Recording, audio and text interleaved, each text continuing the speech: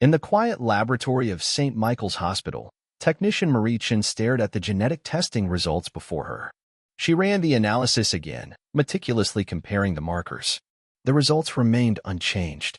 The child, Lucas Harmon, 8 years old and fighting acute myeloid leukemia, was not a biological match to the man listed as his father. She had seen non-paternity events before. They weren't uncommon in her line of work, but this particular case made her stomach knot. The child needed a bone marrow transplant urgently. The mother and supposed father had already been tested. Now she was processing samples from extended family members. When she input the data from Lucas's uncle, Matthew Harmon, Marie paused. The genetic markers indicated a parent-child relationship between Matthew and Lucas, not the uncle-nephew relationship that should exist. She checked the labels 3 times to confirm there hadn't been an error in handling the samples. There hadn't been. She picked up the phone, knowing that Dr. Patel would have to be the one to deliver this information to the family. The clinical facts before her would soon transform into an emotional tsunami for a family already struggling with their child's life-threatening illness. As she dialed, Marie wondered about the ripples that would emanate from her discovery. How many lives would be forever altered by what these genetic markers revealed? What science could determine with absolute certainty was the biological relationship between the samples. What it couldn't predict was how humans would respond when faced with truths they had spent years burying. Allison Harmon had always believed that mothers possessed a sixth sense about their children. When Lucas began bruising easily and complaining of persistent fatigue, conventional wisdom suggested growing pains or perhaps a vitamin deficiency. But the hollow feeling in Allison's chest told her something more serious was wrong. The pediatrician had listened patiently to her concerns, nodding as she described Lucas's symptoms. "Probably nothing serious, Mrs. Harmon, but let's run some tests to be sure." His calm demeanor did nothing to quiet the alarm bells ringing in her mind. 3 days later, Allison and David sat rigidly in uncomfortable chairs as Dr. Patel explained that their son's bone marrow was producing abnormal white blood cells, acute myeloid leukemia. The conversation became a blur of medical terminology, treatment protocols, and survival statistics. But one phrase cut through the fog with terrifying clarity: Lucas will need a bone marrow transplant. David's hand gripped hers with such force that her wedding ring pressed painfully into her flesh. His face had lost all color, making the flecks of gray in his beard stand out starkly against his pale skin. At 39, David had already begun developing the distinguished appearance that had made his father so handsome in his later years. Now, fear made him look older still. "We'll do whatever it takes," he said, his voice steady despite the tremor in his hand. "Whatever he needs." Dr. Patel nodded, her expression compassionate but measured. "The best donor would be a sibling with matching HLA markers, but since Lucas is an only child, we'll start testing both of you. Parents are usually only half matches, but sometimes we get lucky." Allison's throat constricted. She felt David's arm around her shoulders, solid and reassuring, unaware that her sudden tension had nothing to do with Lucas's diagnosis. On the drive home, David spoke of practical matters, taking leave from his architectural firm, researching treatment options, explaining the situation to Lucas in terms an 8-year-old could understand without being terrified. Allison responded automatically, her mind elsewhere. She watched the familiar streets of their Portland neighborhood pass by in a rain-blurred haze, thinking of a night 9 years earlier when David had been at a conference in Chicago, and his younger brother Matthew had come by to help her assemble a surprise bookshelf for David's birthday. She hadn't thought of that night in years. She had built a wall around it in her mind, relegated it to the realm of mistakes never to be revisited. Now, as Lucas's life hung in the balance, that wall began to crumble. The initial round of testing delivered the first blow. Neither Allison nor David was a suitable donor match for Lucas. Dr. Patel wasn't particularly concerned, explaining that this was often the case with parents. "We'll widen the search to other blood relatives," she said. "Grandparents, aunts, uncles, sometimes the genetic lottery gives us surprising results." Allison felt the weight of David's disappointment as they left the hospital. He had been so certain he would be able to save his son. David had always been the family protector, the one who checked for monsters under the bed, who taught Lucas to swim by letting him float confidently in the circle of his arms. His inability to be the hero in this situation cut him deeply. "They'll find a match," Allison reassured him, reaching across the console to squeeze his knee. "Your brother is coming in tomorrow to get tested. And your parents next week." At the mention of Matthew, something indefinable passed across David's face, a shadow there, and gone so quickly that Allison wondered if she had imagined it. She felt a flutter of panic. Did he suspect? Had he always known? But David simply nodded, his eyes fixed on the road ahead. Matt's a good guy, he said after a moment. He'd do anything for Lucas. The irony of his statement hung in the air between them, unrecognized by David but landing like a physical blow to Allison's solar plexus. Matthew arrived from Seattle the next day. At 36, he shared the Harmon family's tall build and broad shoulders, but where David was solid and grounded, Matthew had always been leaner, more restless. He embraced his brother in the hospital corridor, clapping him firmly on the back. How's he doing today? Matthew asked, peering through the window into Lucas's room where the boy was absorbed in a video game. Better. The initial treatment is going well, but... David's voice trailed off. But he still needs the transplant, Matthew finished. Well, that's why I'm here. Happy to be a human parts donor for my favorite nephew. He smiled, but Allison noted the strain around his eyes, the way he avoided looking directly at her. When Matthew returned from having his blood drawn, he found Allison alone in the waiting area, David having gone to get coffee. He sat beside her, leaving an empty chair between them. For several minutes, neither spoke. Allison, he finally began, his voice barely audible. Don't, she cut him off. Please, Matt. Not now. He studied his interlocked fingers. I just want you to know that I've never. I know, she interrupted again. It was one night. A mistake. We both agreed. Matthew nodded. I still downcast. David can never know. It would destroy him. It would destroy all of us, Allison corrected, her voice hard with fear. Including Lucas. The conversation ended abruptly as David returned with 3 paper cups balanced precariously in his hands. Hospital coffee, he announced with forced cheerfulness. Possibly the worst in the Pacific Northwest, but it's hot. 2 days later, Dr. Patel requested a meeting with all 3 adults. Allison felt her heart rate accelerate as they were led into a small consultation room rather than the open office where they usually discussed Lucas's treatment. Something was wrong. Dr. Patel entered with another woman in a white coat. This is Marie Chen, one of our genetic specialists, she introduced.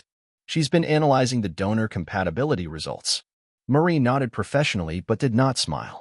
Allison's anxiety spiked. We found a match for Lucas, Dr. Patel began, her tone carefully neutral.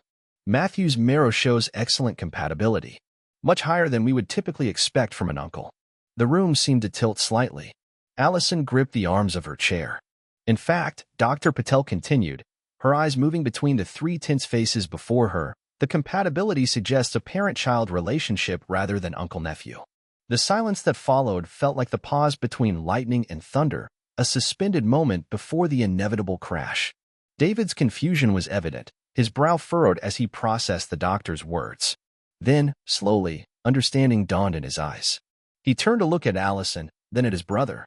That's impossible, he said, but his voice lacked conviction. Dr. Patel cleared her throat.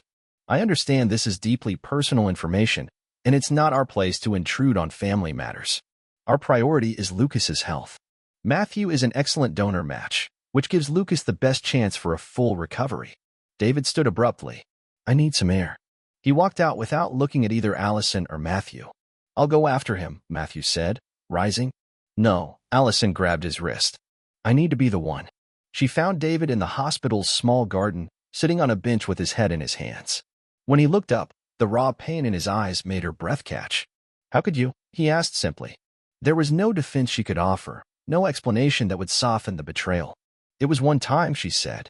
9 years ago, when you were in Chicago. It never happened again. With my brother, David's voice cracked. My own brother. Allison wanted to reach for him, but knew her touch would not be welcome. Lucas needs this transplant, David. Whatever happens between us, whatever you decide, Lucas needs to come first right now.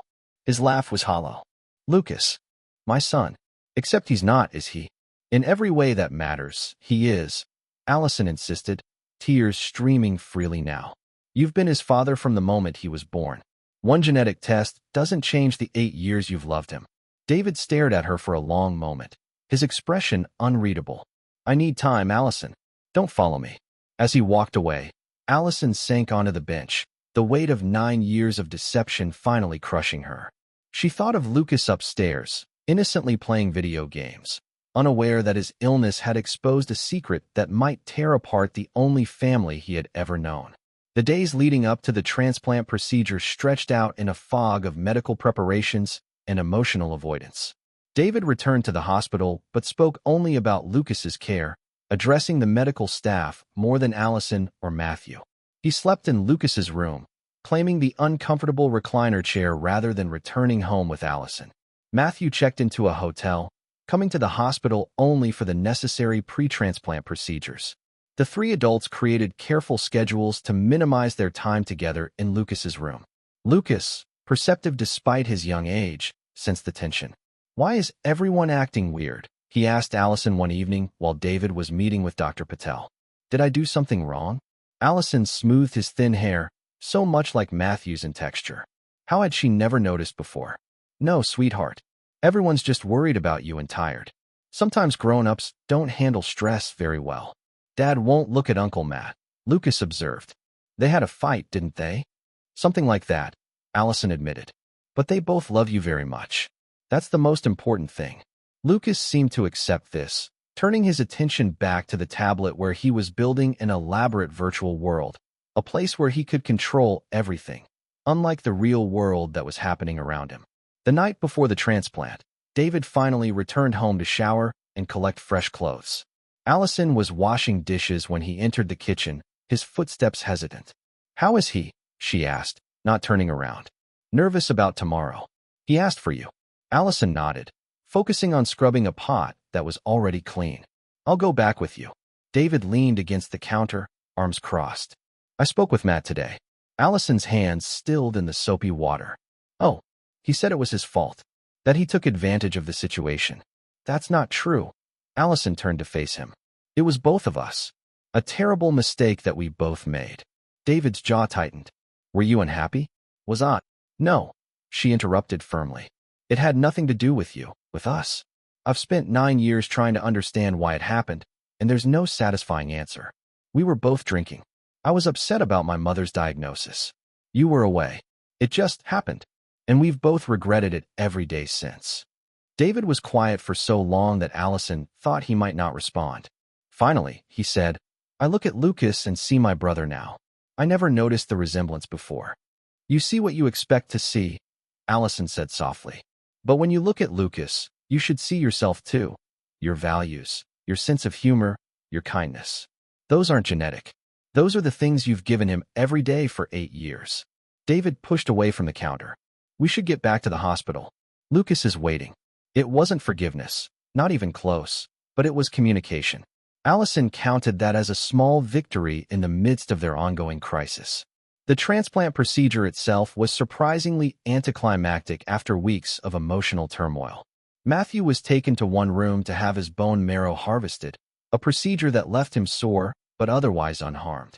Meanwhile, Lucas underwent the final rounds of chemotherapy to destroy his remaining bone marrow, preparing his body to receive Matthew's healthy cells.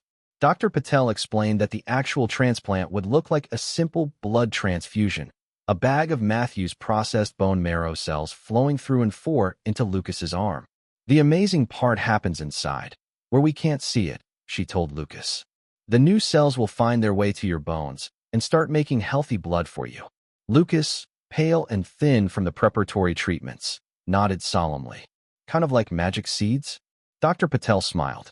"Exactly like that." Allison and David stood on opposite sides of Lucas's bed during the transfusion, neither speaking but both fixated on the dark red liquid flowing through the tube into their son's arm. Matthew's cells, his brother's genetic material, becoming part of the child they had both raised.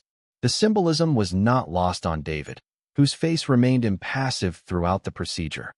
Later, when Lucas had fallen asleep, exhausted by the day's events, David found Matthew in the hospital cafeteria, staring into a cup of untouched coffee.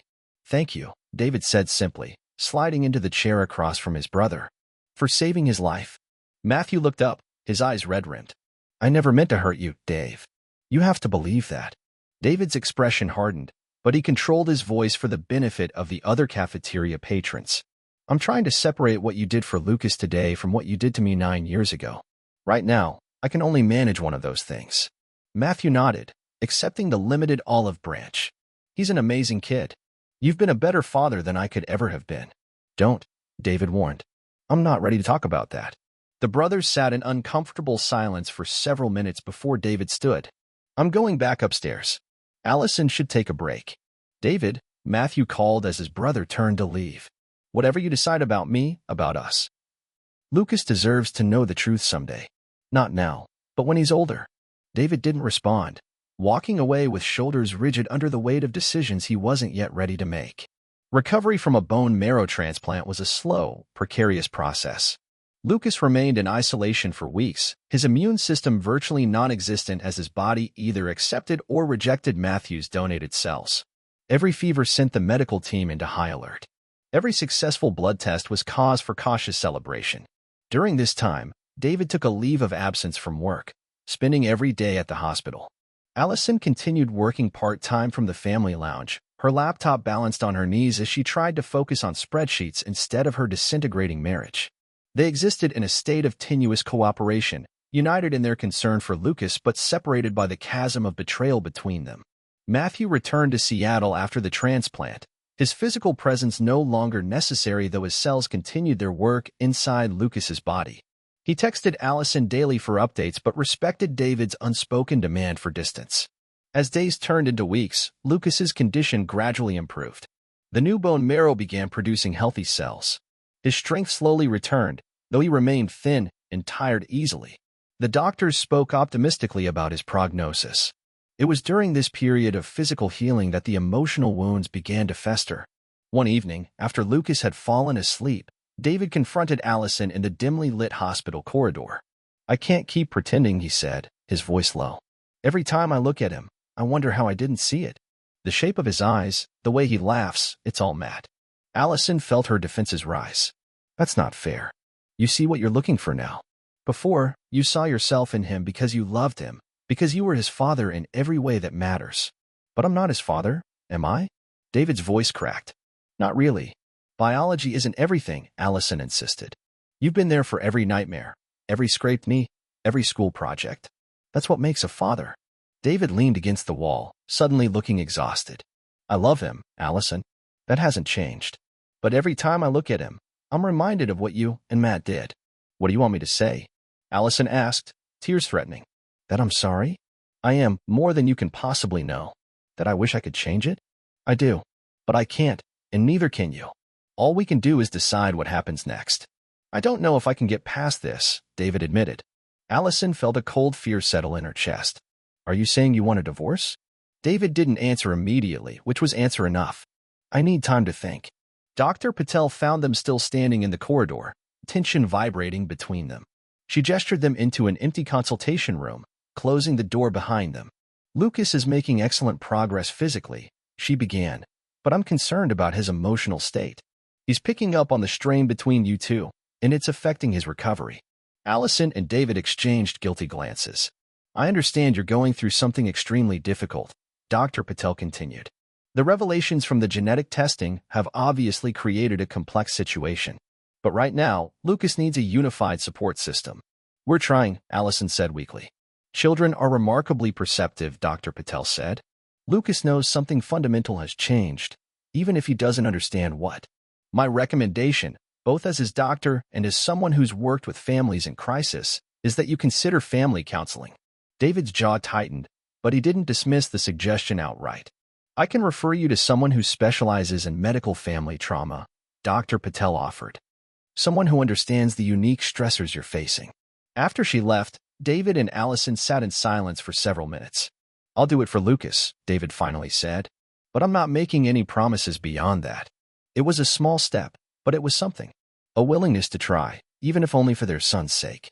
The first therapy session took place in a comfortable office 2 floors below Lucas's hospital room.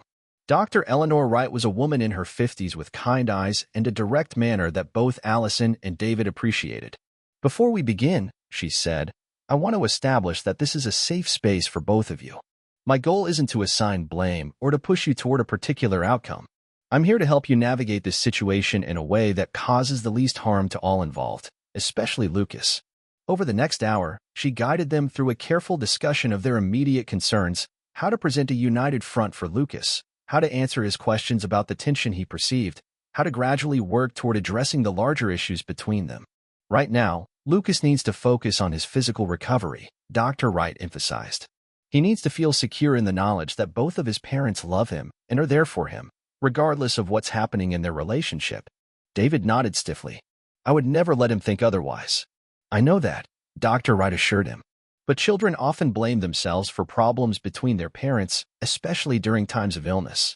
It's important that you explicitly reassure him. As they left the session, walking back to Lucas's room together, Allison ventured a question. Do you think we should tell him? About Matthew, I mean. David was quiet for a long moment. Not yet. He's dealing with enough right now. He paused before adding, but someday, yes. He deserves the truth. Just not while he's fighting for his life. It was the most they had agreed on in weeks. 4 months after the transplant, Lucas was finally able to go home. His immune system was still compromised, requiring careful monitoring and regular hospital visits, but the transplant had been successful. The leukemia was in remission. Life settled into a new routine. David had moved into the guest bedroom but remained in the house, both of them committed to maintaining a stable environment for Lucas during his recovery. They attended weekly therapy sessions with Dr. Wright, sometimes together and sometimes individually. The conversations were difficult, painful, but necessary.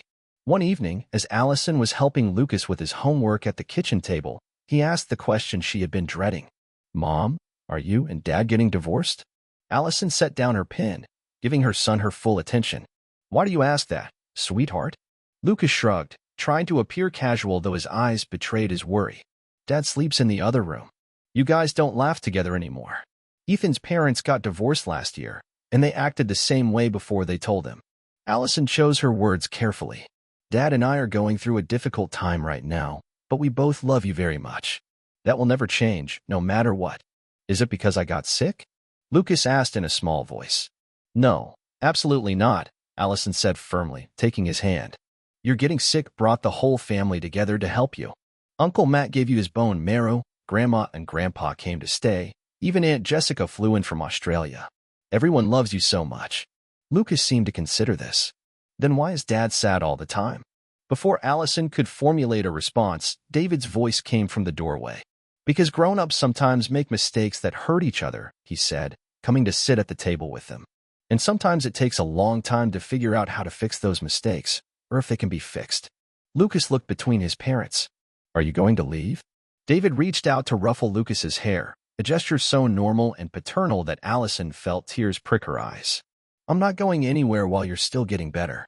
And no matter what happens between me and your mom, I will always, always be your dad. It wasn't a definitive answer about their future, but it was honest. And for now, it was enough to reassure Lucas, who returned to his homework with the resilience that had carried him through his illness. Later that night, after Lucas was asleep, Allison found David on the back porch, nursing a glass of whiskey as he stared out at the darkened yard. Thank you, she said, leaning against the doorframe. For what you said to Lucas. David nodded without looking at her. I meant it. Whatever happens with us, I won't abandon him. Allison ventured further onto the porch. And what about us? What happens with us? David was silent for so long that Allison thought he might not answer. Finally, he turned to face her, his expression more tired than angry. I don't know yet, he admitted. Some days I think I can move past it, for Lucas's sake if nothing else. Other days. He trailed off. Other days the anger comes back.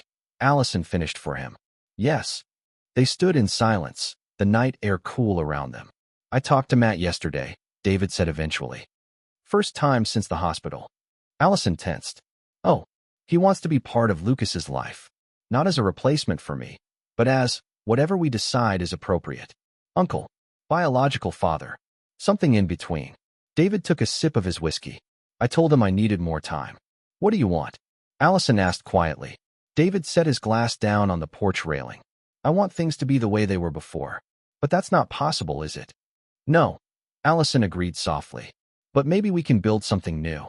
Something honest. David didn't reply, but he didn't walk away either.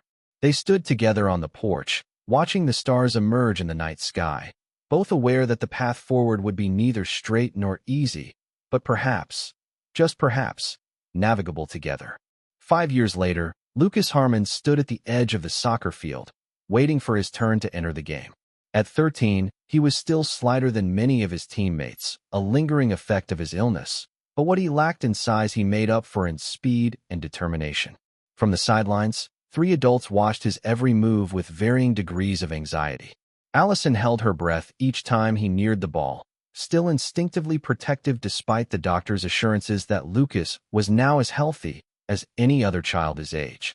Beside her, David cheered encouragement, having appointed himself unofficial assistant coach to Lucas's team. And a few feet away, Matthew clapped enthusiastically when Lucas executed a particularly impressive maneuver. The arrangement they had settled into was unconventional but functional. David and Allison had ultimately divorced, though the process had been more amicable than either had initially thought possible. David had moved into a house 10 minutes away, close enough that Lucas could easily split his time between both homes. Matthew had relocated to Portland, taking a teaching position at the local university, and while he was a regular presence in Lucas's life, he and David had established careful boundaries regarding his role. Lucas knew the truth now. They had told him on his 11th birthday, after months of preparation with Dr. Wright. The revelation had been difficult. There had been anger, confusion, tears, but Lucas had proven remarkably resilient. As Dr. Wright had reminded them, children often accept complex family structures more readily than adults, provided they feel secure in the knowledge that they are loved. When the final whistle blew, Lucas's team having won by a narrow margin, he jogged over to where the three adults stood. "Did you see that assist I made in the second half?" he asked, his face flushed with exertion and pride.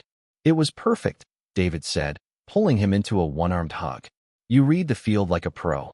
Your passing has really improved," Matthew added, careful as always to let David take the lead in these moments. Lucas beamed at them both before turning to his mother. "Can we get ice cream to celebrate?" Allison laughed, ruffling his sweaty hair. "I think that can be arranged." As they walked toward the parking lot, Lucas chattering excitedly about the game, Allison observed the men on either side of her son. David, still technically her ex-husband, but now something closer to a friend, listening attentively to Lucas's animated description of a disputed call. Matthew, more reserved but equally engaged, occasionally catching her eye with a look of shared wonder at the remarkable child between them. They had not created a perfect family, far from it. The path to their current arrangement had been paved with pain, resentment, and difficult compromises. But they had created something honest, something that prioritized Lucas's well-being above all else.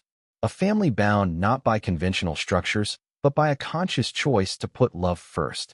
As they reached their cars, Lucas ran ahead with boundless energy. Watching him go, Allison was struck by the realization that sometimes the most perfect matches aren't found in genetic markers or blood types, but in the human capacity to forgive, to adapt, and to redefine what family truly means.